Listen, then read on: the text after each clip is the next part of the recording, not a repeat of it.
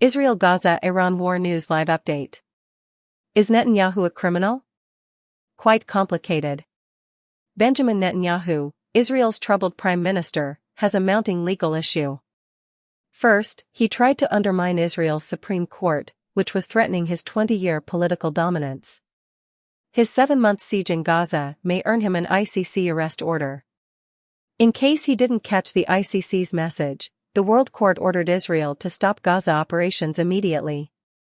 Despite the World Court's ruling, Israel's National Security Advisor, Tzachi Hanegbi, expects Gaza warfare to continue for 6 to 7 months. The judicial findings seem unenforceable. However, the cumulative effect is bad for Netanyahu and Israel. The UN's World Court and International Criminal Court are based in The Hague, Netherlands. The World Court and UN were founded immediately after World War II. International Criminal Court followed. It is based on the 1998 Statute of Rome, signed by 60 nations. Official operations began in 2002, and 124 countries recognize its jurisdiction. The ICC prosecutes war criminals and crimes against humanity, while the World Court, commonly known as the International Court of Justice, settles disputes between governments. After World War II, Britain, France, Belgium, and the Netherlands ruled much of Africa, India, the Congo, and Indonesia. Western Europe fought colonial exploitation after the war, even though Russia soon established the Iron Curtain in Eastern Europe. Since many colonial regions had enlisted local partisans to fight the Axis powers, they began their own war for independence as everyone was fatigued. Example: Ho Chi Minh.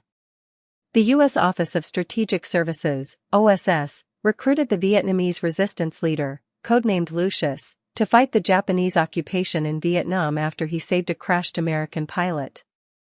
The European Bureau of the U.S. State Department handled U.S. military aid to France after World War II, when the French were fighting to keep Ho from taking control of Indochina. The U.S. still regarded Vietnam a French colony.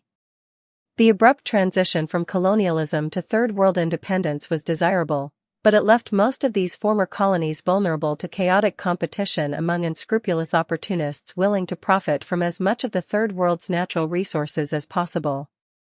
Initial UN goals were to mediate between a few advanced nations. Despite forecasts, decolonization swiftly enlarged UN membership. Only 29 nations signed the UN Charter. The UN General Assembly has 193 nations. Political sophistication varies widely among members. Instead of resolving disagreements between stable countries, the UN increasingly faced brutal tyrants. The colonial powers, especially Belgium's King Leopold, who had committed savagery in the Congo, were ruthless, but their quick retreat increased instability and unpredictability. The uneducated, semi-literate former army sergeant Idi Amin seized control in Uganda and boasted of throwing opponents to the crocodiles. Jean-Bedel Bokassa declared himself Emperor of the Central African Republic and boasted about giving Western diplomats human meat during his coronation. In a race to grab the planet's resources, numerous minor figures committed similar atrocities on vulnerable communities. The development of criminal non-state actors and large movements without national governments exacerbated these individuals' excesses.